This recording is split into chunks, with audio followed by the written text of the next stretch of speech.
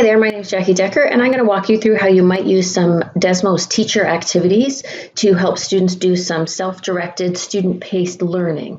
So the first thing you're going to want to do is go to teacher.desmos.com, and you're going to want to look for an activity that is at the right age level and in a topic that you want your students to learn by exploring.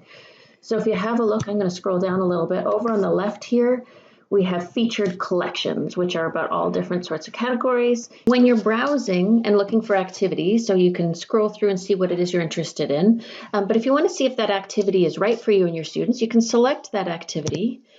And before you decide to create a class code for your class, you can actually scroll down and there's a spot marked student preview. When you click on that, it will actually take you through the screens of the activity.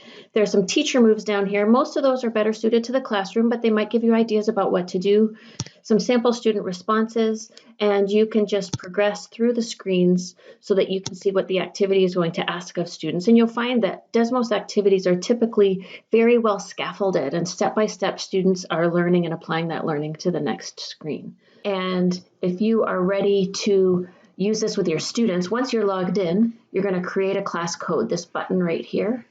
I've already done that. And when I do that, I get something like this that I can send to my students.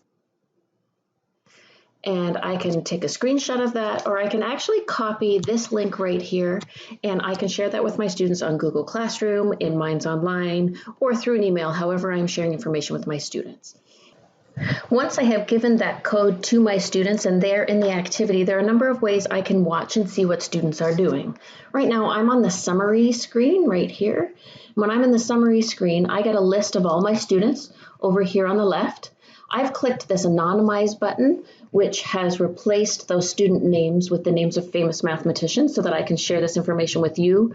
And also so that when students are looking at each other's work, which happens at some screens if students give their permission for others to see their work, they can look at other student answers without knowing who has submitted those answers. So that's a really great thing to be able to do.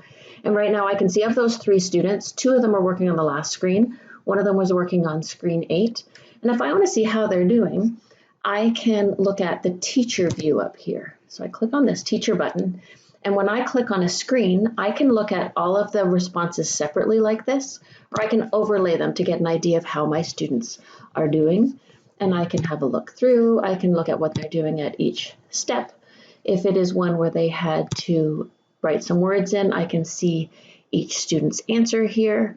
The other thing I can do, and this is probably more useful in the classroom than when you're doing this online, but I can pace, which allows me to choose some screens that I want to stop everyone at for us to have a conversation, or I can pause the whole activity if I want to talk to my students. But again, these are probably more useful in the classroom than online, but if they are useful to you, those tools are there.